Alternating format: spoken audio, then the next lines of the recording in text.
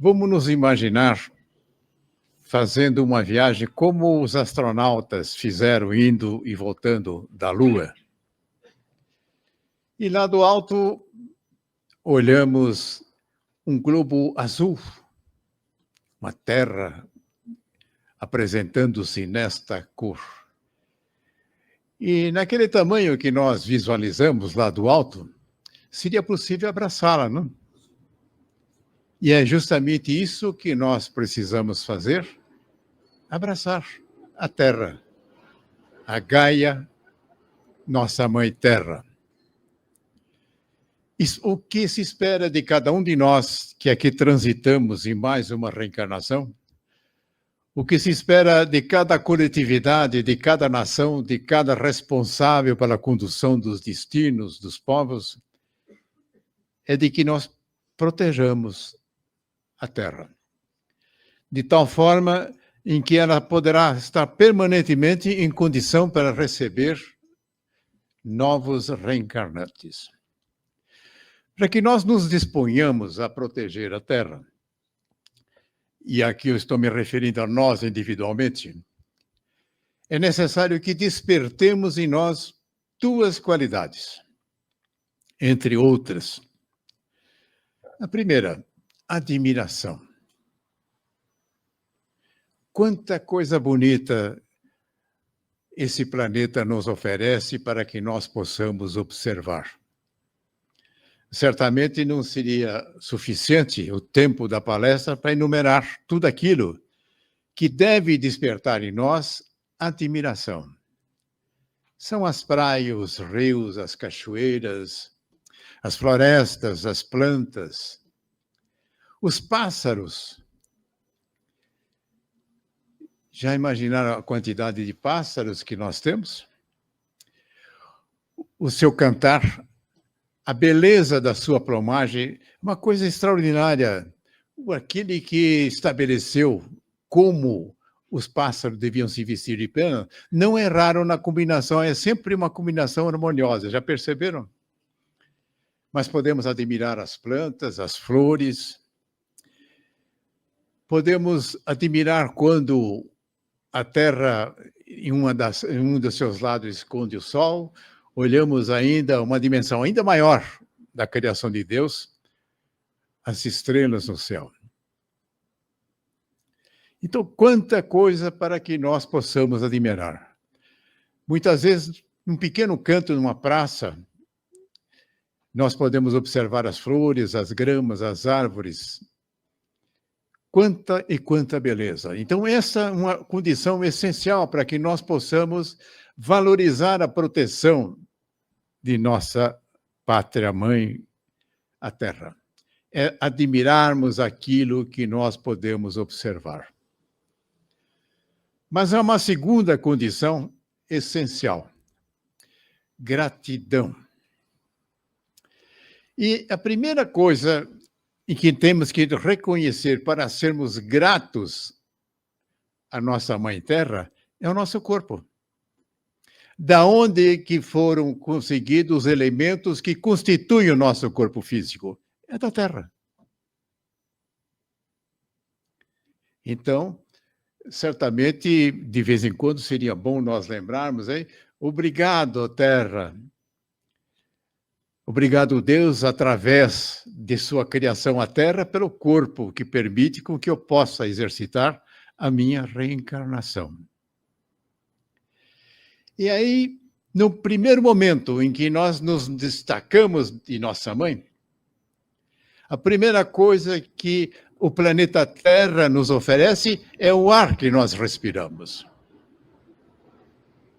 É bem verdade que, enquanto abrigados por nossa mãe, a nossa alimentação se fazia através dela, mas, novamente, com elementos oferecidos pela Mãe Terra. Mas aí, na nossa trajetória, nós precisamos nos alimentar. E poderíamos sair por aí visualizando de onde surgem os alimentos que nos são necessários. Podemos ir aos campos, às plantações imensas, nas hortas, até no tempero, né? Para que a comida fique mais agradável, nós nos recorremos aos recursos da nossa mãe terra. Mas precisamos nos abrigar. Temos uma casa, um local onde nós nos recolhemos. Esta também feita com elementos oferecidos por quem? Pela Mãe Terra. Mas precisamos nos vestir. E, novamente, nós estamos diante de mais uma oferenda da nossa Mãe Terra. Mas precisamos também, de tempos em tempos, de uns remedinhos. E o que é curioso, a maior parte da farmacopeia que nós desenvolvemos tiveram como origem a observação daquilo que as plantas ofereciam. Tanto é que muitas delas ainda são utilizadas diretamente como uma ajuda para que nós possamos debelar as nossas doenças. Então, o nosso abrigo, a nossa roupa, nossa comida, a nossa proteção contra a saúde, tudo isso nos vem desta fonte. Nós estamos tão impregnados de terra, né, que nós nem notamos a sua presença na nossa vida. Né? É curioso isso. Né? Isso faz lembrar a história de um peixinho que estava num aquário e algum outro elemento de fora que conseguia conversar com o peixe. Eu não sei como é que faz para conversar com o peixe, mas na historinha conversaram, né? E perguntaram para o peixinho, como é que está a água? Água? O que é isso? Está tão impregnado de água que não tem a menor ideia do que é água. E nós estamos tão impregnados de terra, da nossa Mãe Terra, que não sabemos muito bem o que ela é. Então, consequentemente, para que nós possamos protegê-la, precisamos admirá-las e sermos gratos. Porém, na questão da conservação da terra, qual é a nossa participação? Sem dúvida nenhuma, as instituições governamentais, tudo que está por aí, tem as suas responsabilidades, mas eu quero me voltar especificamente o que é que cada um de nós, em particular, pode fazer para proteger essa casa fantástica. Vamos falar de 3 R's. Não sei se já ouviram falar dos 3 R's. O primeiro, reduzir. Reduzir o quê? Reduzir o consumo. Reduzindo o consumo, nós estamos, de certa forma, indo na direção de que a terra possa ser sustentável. O que seria uma terra sustentável? É que nós não esgotemos os seus recursos, para que, quando são renováveis, que ela possa repor. E, quando não é renovável, nós vamos ver num outro R também que tipo de contribuição nós podemos dar. Então, reduzir consumo. Consumo do quê? De tudo que nós consumimos. Água, luz, alimentos, a nossa roupa, enfim, tudo aquilo que nós temos materialmente disponível, devemos estar atentos da possibilidade de reduzir. Não estou sugerindo que nós reduzamos o nosso bem-estar, o nosso conforto, de forma nenhuma. É perfeitamente possível preservar isso e, ao mesmo tempo, atender aquilo que o primeiro R solicita, reduzir o consumo. O segundo R nos convida a reutilizar. O bife de hoje é o bolinho de amanhã e a sopa depois de amanhã. Isso é uma forma de reutilizar. E, a propósito do reduzir, uma coisa que nós precisamos prestar muita atenção na questão da alimentação, evitar qualquer tipo de perda. Não faz o menor sentido jogarmos comida no lixo, né? Mas, então, reutilizar. Há várias formas pela qual nós podemos reutilizar as coisas que nós usamos, ter uma função original e, posteriormente, ter uma utilização outra. Reutilizar, o brechó é uma forma de reutilizar, não é verdade? Muitas vezes a reforma de uma roupa que nós usamos em uma determinada condição, depois, pela maestria das costureiras, dos costureiros, nós podemos transformar numa outra peça agradável para nós usarmos. Isto é reciclar. A economia circular, que nós ouvimos falar, é simplesmente fazer com que as coisas voltem para o processo circular. Então, muitas vezes, aquelas coisas que nós temos lá em casa, que não mais são necessárias, mas que são úteis, o caminho seria colocá-la em circulação, através de doação, através de algum tipo de aplicação que nós possamos visualizar. Não, enfim, não deixar os recursos que podem ser reutilizados parados lá em nossa casa, fazer com que eles possam circular. E o terceiro R, reciclar. Então, o reciclar ele é fundamentalmente importante que naqueles recursos em que é um recurso esgotável.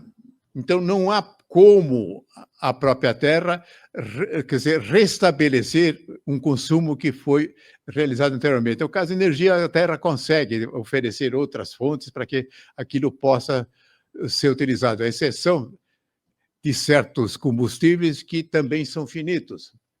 Mas, de uma forma geral, a energia é possível que a própria terra tenha recursos para restabelecer, para repor o consumo que tenha sido feito. Mas existe muita coisa que não tem essa possibilidade. Então, vamos pegar, por um exemplo, o alumínio. E aí é um dos itens mais reciclados. 98% das latinhas que são utilizadas aqui no Brasil são recicláveis. Isso significa o quê? De que nós simplesmente, no lugar de irmos à mina e buscarmos uma outra coisa para fazer uma nova latinha, nós pegamos a latinha que já usamos e com ela fazemos outras latinhas. Com isso, economizando não só o minério, mas também energia que é aplicado para transformar o minério em mineral utilizável para a produção da latinha. E todas as coisas em que há essa possibilidade é de nós separarmos as coisas que possam ser recicladas. Nisso estão papel, vidro, plástico e tantas outras coisas que nós podemos imaginar. O próprio resíduo orgânico, que talvez nós não imaginamos, mas é possível reciclá-lo.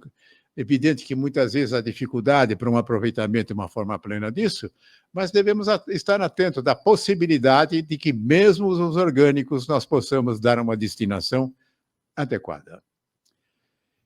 Então, eu acredito que nesses 3 R's está a maneira em que cada um de nós pode oferecer a sua proteção para a nossa Mãe Terra. Certamente despertar a consciência para a importância da manutenção das condições da Terra e, com isso, participando na vida social de tal forma que possamos influenciar aqueles que têm responsabilidade para conduzir programas de manutenção das condições da Terra. Então, há uma responsabilidade individual que nós executamos diretamente e há uma responsabilidade individual que nós podemos executar indiretamente, procurando influenciar para que haja uma consciência ecológica necessária para a manutenção da Terra.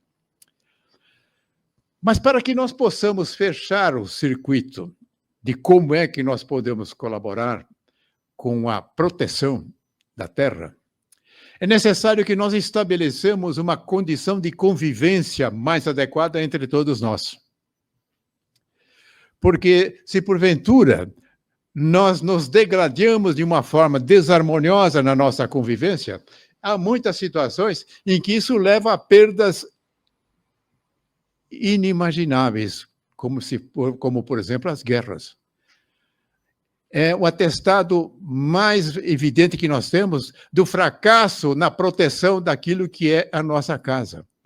É procurando, com meios de destruições cada vez mais poderosos, mas então precisamos agir sobre essa sociedade através do nosso exemplo, e certamente, aí nós podemos nos valer daquilo que nós aprendemos com aquele que certamente está muito interessado em que nós protegemos o nosso planeta, a nossa Terra. Jesus.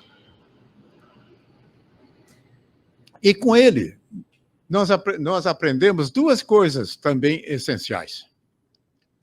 A primeira, respeitar o direito dos outros.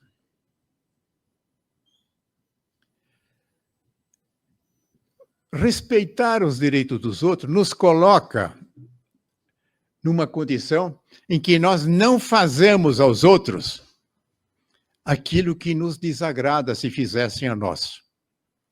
Essa é uma forma de nós considerarmos a lei de ouro. Muitas vezes ela é apresentada dessa forma: não faça ao outro o que você não quer para si próprio. Portanto, respeitar direitos. E o nosso direito tem uma limitação, e essa limitação é o direito do outro. Se para exercermos o nosso direito nós invadimos o direito dos outros, nós não estamos contribuindo para a harmonia na vida em sociedade. Mas é necessário nós irmos além daquilo de não fazer aos outros aquilo que nós não queremos para nós mesmos. Nós temos que caminhar na direção de fazer aos outros aquilo que nós queremos para nós mesmos. E se nós notarmos, o ensinamento de Jesus é especialmente na direção do fazer. Faça ao outro aquilo que você desejaria a si mesmo. Se nós nos colocarmos na execução desse mandamento de fazer aos outros aquilo que nós queremos para nós mesmos, certamente estamos atendendo aquele outro aspecto de não fazer. Porque quem ama não faz absolutamente nada daquelas coisas que nós podíamos elencar do não fazer. Porém, há uma outra coisa que nós temos que observar nesta postulação de fazer aos outros aquilo que nós queremos para nós mesmos, é perguntar: e o outro quer aquilo que nós queremos fazer e que nos agrada? Ele pode não querer aquilo que nós... o que não significa que não seja uma boa... Pode ser uma boa coisa, mas o outro não quer. E aqui nós voltamos à primeira colocação de respeitar os direitos dos outros.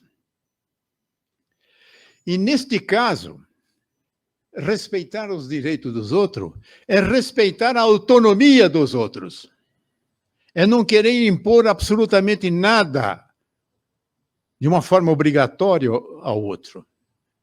Porque isso, inclusive, nem transforma. A transformação nossa só se dá se chega a nós recomendações ou exemplos que nós aceitamos. E, lamentavelmente, ainda nós vivemos numa cultura em que prevalece o propósito de anular a autonomia, de constranger, de obrigar, que nada mais é do que um exercício da violência, achando que este é o caminho de nós promovermos transformações. Então, feita esta colocação, me parece que certamente sempre será um momento de nós sermos gratos a esta terra que nos abriga. Isso nós poderíamos fazer diariamente ao acordarmos. Sou grato pelo dia de hoje. Dia de hoje que só é possível, aqui encarnado, pela contribuição da nossa Mãe Terra.